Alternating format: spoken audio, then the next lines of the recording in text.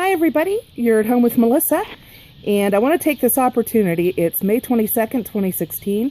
I want to show you around the garden, show you what we have going on, and what's up so far, because it's just amazing. Everything's so far ahead of where it usually is at this time. Look at this. I've got black raspberries already with the blossoms on them. Mystery plant already really tall. Look at that! Iris in bloom. Crazy. My hostas are up and happy. And over here to the right of them, my peonies. Look at that. Blossoms on the peonies. The peonies. Yeah, I can't talk. This is so wonderful. I have Jerusalem artichokes up pretty high, and I'd say they're about a foot high. And I'm really happy. I mean, I used to grow these when I was little with my dad. And so now I have a patch of them behind my house, and they're spreading, so that's what I wanted. I'm pleased with that. Now let's go on to the next thing. Here we have a patch of forget-me-nots and some columbine, and some more black raspberries growing in amongst them, and some grasses and things, of course. Absolutely beautiful. And check this out. Here's my strawberries. Flowers all over them. There were more, but we've had a lot of rainy weather, and haha, look at that. This is a dandelion.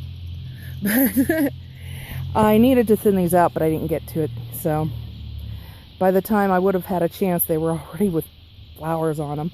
So I didn't want to wreck that. And right behind me, here's one little blueberry bush doing pretty well. It's about 3 feet tall. Here's another variety of blueberry bush. I have no idea what these varieties are. I wish I had paid attention, but I think I have probably 4 different varieties of blueberry, and they each produce fruit at different times of the year, at different times of the season, rather. Now this blueberry must be the early fruiting one, because if you can see down, there we go, down in there, it's already got some fruit starting. It's got the starts of some stuff there. That's kind of cool. I'm pleased with that. Over there we have buttercups. They just kind of wanted to grow there. I don't use them for anything. But you can see the starts of my stepping stone path back there and my wheelbarrow. And here we have some wild mustard. And look at this. I laid down newspaper. You almost caught me falling into a puddle. I laid down newspaper to keep weeds from growing before, so that I could lay my stones on top of it for the stepping stones. And you can see there I put some foot square paving bricks in on top of the newspaper, because that right now is a lake. It is more than ankle deep. This is the bottom half of my bottom quarter of my yard where it's usually swampy. Hence, over there you can see my elderberry. I'm not getting closer because I'm not going through that water. But I have an elderberry bush there. I had a few, but I killed everybody but him. And he's there on the other side of the pond. Okay, here we have a raised bed I did out of retaining blocks. And just today, I stuck in some spare places a couple of Reina Sophia marigolds. I grew these guys from seed, and I had planted this whole bed full of strawberries, but either something ate them or they were just failure to thrive kids. But I don't have the whole bed full, so I stuck some Reina Sophia marigolds in there. I've got my red currant in the middle. This is actually a variety that's common to Europe and not to the United States. And I try to usually go with like native plants and things, but with this, everywhere I read said that the flavor of the currants from this variety is the absolute best. So I went with it instead. And I planted over in the corner there I just planted some purple onions today, so hopefully they do well. Here in front of the burdock bed, I have my first raised bed of the season. Just made that, and I'm going to show you how in another video how to do this. But in the center of it, I planted a gooseberry that I just picked up at our local Tractor Supply. In the back, there's an Abe Lincoln tomato. That's an heirloom variety of tomato, and I grew it from seed in my grow room. And here in this corner, we have California Wonder sweet bell peppers, another heirloom variety. The whole rest of the bed is nothing but yellow onions. It's a 4x4 bed. And to go back to the heirloom varieties, okay, a lot of the reasons that people want heirloom varieties, and I'm not here to start a big argument or anything like that, you know, do what you want to do, it's your garden. But heirloom varieties, why people prefer them, is that the definition of them is that they have remained the same, unchanged by man since the time of George Washington. And that's good for a variety of reasons. One, we haven't bred the flavor out of them. A lot of the vegetables that are grown today or have been cultivated or genetically modified for today's market are made to withstand certain pests or certain weather conditions, and for the fruit to survive long trips on trucks and things to get to the grocery store, and then after that time on the grocery store shelves. So they breed for those, or cultivate for those traits, to the detriment of flavor. And with flavor comes nutrition as well. They say it's hard to get enough nutrition out of the modern diet with modern fruits and vegetables, even if you eat a really good diet, because of the nutritional deficit of our food. In fact, that's why a lot of people are suggesting to do juicing now. But the heirloom varieties, they still retain all those vitamins and nutrients. And they still have wonderful flavor. I mean, you're not going to get a better flavor from a store-bought tomato than one you grow at home. And you are not going to get as good a flavor from most tomatoes that you grow at home if they're not heirloom as you will if they are. I mean, that's just something that most people can agree on. Not all. And, you know, I'm sure that there are some of you out there who won't agree.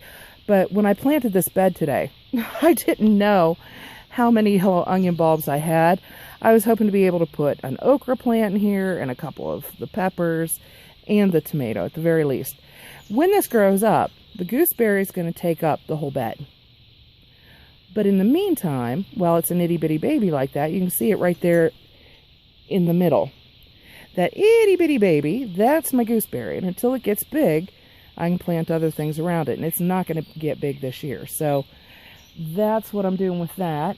And tomorrow I need to harvest this burdock, because right here I'm going to build my next bed. And then if you can look over here, look at all that. That, my friends, is my mint bed. That I'm excited about. You can see that I've got some volunteer berries growing in it, but that's a mint bed. And the cool thing about that mint bed is, I gotta say, all right, I live next door to my parents. In fact, this is their garage. I live next door to them. And they live in the house that belonged to my grandparents.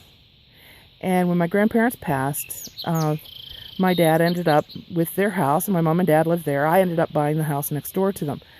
This mint bed grows there because, let's see here. I'm going to have a seat while I talk to you.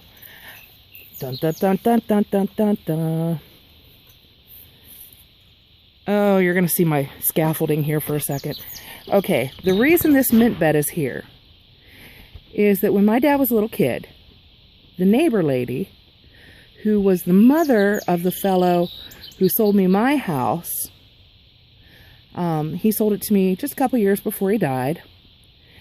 But before him, his mother owned it, and I think he grew up here, in fact. But she had always wanted to get mint to grow in the back of her yard. So she kept trying to plant it near the property line, but it wouldn't grow. It just would not take. And at that time, the garage wasn't there. And my dad and his brother, my Uncle David, they were little boys, and they decided they were going to raise guinea pigs in raised pens at the back of their property. Well, where the guinea pig pens were, all that wonderful stuff the guinea pigs make fell to the ground and made great fertilizer. The mint took off there on their side of the property. And eventually it wandered back over here, and that's how she ended up with her mint. Isn't that hilarious? I love it. I love that I know all this stuff about the history of my place.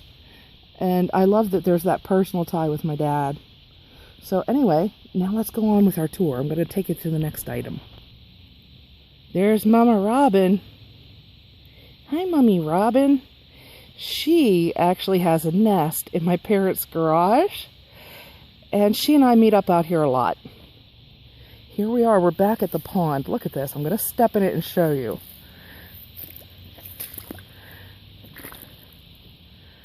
Ankle deep. Now, mind you, you can hear my shoes sucking. Where it's supposed to, where it's ankle deep, it's supposed to actually be lawn. And this is the giant mock orange bush on the northern side of my house. It's got blossoms. I mean, it has buds on it, but the ones on the southern side, some of them are already in bloom. And we've got some ferns that grow up around the stumps of some old cedar hedge. How am I going to get past this stuff? Kiriki. Huh. Okay, I'll work this out and get back to you in a second. Okay, southern side of the property, we have Lily of the Valley in full bloom. It smells so pretty. But you guys should know, Lily of the Valley is poisonous to ingest, so be careful with your pets around it. But look at that. Isn't that pretty? Oh, sorry for the shaking. And here is the ivy. I think that's probably also 60 years old or so. Probably from Mrs. Winter, the woman who owned the... Please excuse the traffic going by. We're out front now. But I think that the ivy was probably planted here by the mother of the gentleman who owned the house before me. And here we have my little mushroom patch. And I believe that these are kind of mushroom that's safe to eat. I've looked them up. But the kind that they are, I don't know offhand what kind that is. But the kind that they are, there are some... Oh, look. Lawnmower slid in the mud. Anyway, the kind of mushrooms they are, there are some lookalikes that can be really poisonous. So I don't use them for anything. I just leave them here. And now, look at this. You can probably hear the little birds fighting with a blue jay behind me. It's nesting season for robins and I don't know who else, but I know that I often hear people fighting, well, birds fighting with blue jays, so someone's hungry and wanting eggs. But this is my blackberry patch. Check it out. Look at that. Look at how tall. Okay. That's my knee. Taller than my knee high, thereabout. Already. And these were completely mown down not long ago at all. And last but not least on the tour for now. Ooh, look. What a red maple. Huh. Where's there a red maple that could be getting seeded from? And there's another one backing under. Okay, those guys are going to have to go, but still, interesting. These guys here, I have two of them. These are service berries, and they are native to Western Pennsylvania. So they're a wonderful plant to have around. Here is, right now we've got the berries starting on them. And humans can eat them, but birds absolutely love them. And I think they can grow, I think 25 to 30 feet tall. But anyway, I planted these guys here, and I cut them back every year, and they're still that tall. I don't cut them clear back, but I mean, I try to keep their height under control, and it doesn't work. But the birds love them, and I actually planted them for the birds. And I've never actually got to try a service berry because of the birds. So that concludes our tour for now, and I hope you enjoyed, and I hope that the house needs work. I hope you enjoyed the tour of the garden on May 22nd, 2016, and that you check in again later in the year and see what we've got going on, and I'll keep you posted. You guys have a nice day. Thanks for joining me. Bye-bye.